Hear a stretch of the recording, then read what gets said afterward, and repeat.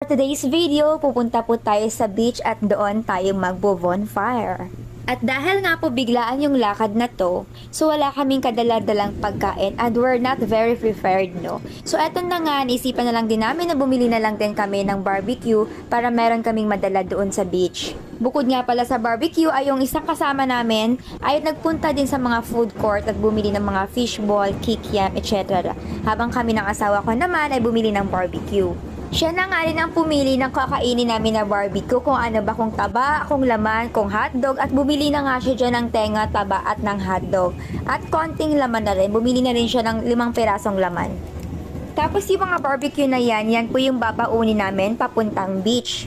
At nung nakabili na nga kami ng barbecue, bumili din kami ng soft drinks doon sa 7-Eleven kung saan katabi lang naman ng barbecue. And then pumunta na nga po kami ng beach, sumakay kami ng tricycle at bumaba kami sa pantalan ng Ibahay. Pagkababa nga namin ay yung mga kasama ko naman ay agad na nagsihanap ng pwesto. Yung hinanap naman nilang pwesto ay yung meron na agad table at upuan. Tapos nearby lang din siya sa pantalan. Pero at least 'di ba, hindi naman nakakatakot kasi malapit lang naman kami sa pantalan. So meaning to say, medyo may ilaw na rin naman. Hindi naman masyadong madilim. Very very light lang.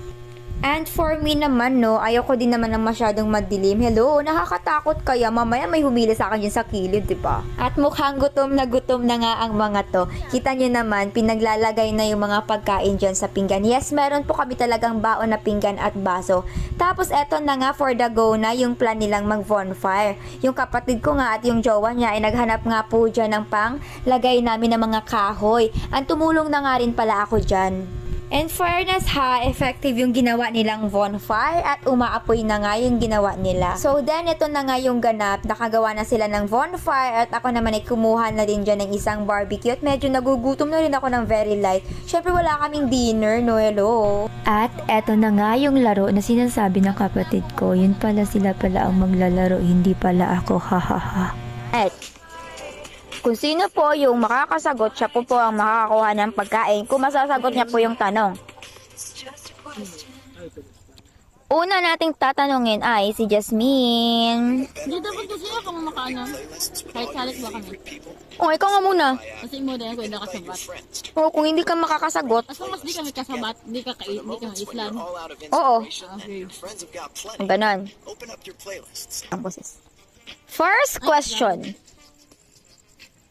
Anong parte ng katawan ang letter P? Bawal green-minded. Anong parte ng katawan ng letter P?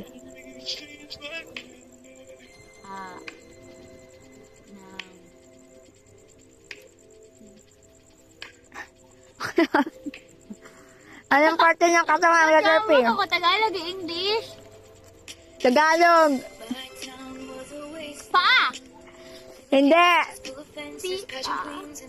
Ikaw. Buhot bastos na makanda. Hindi. No, Tagalog hindi kami. O, Tagalog kayo. Lip. Na? Lip. Tama, kain na kumain. O, kain na, kuha ng pagkain. Di ba gin-islan ka? O, ako din, Islan. O, ikaw rin magkutana no, ang habang kakaon ka. Okay, kung sino yung makasagot, siya naman po ang magtatanong. Andi ka ako. Sana all.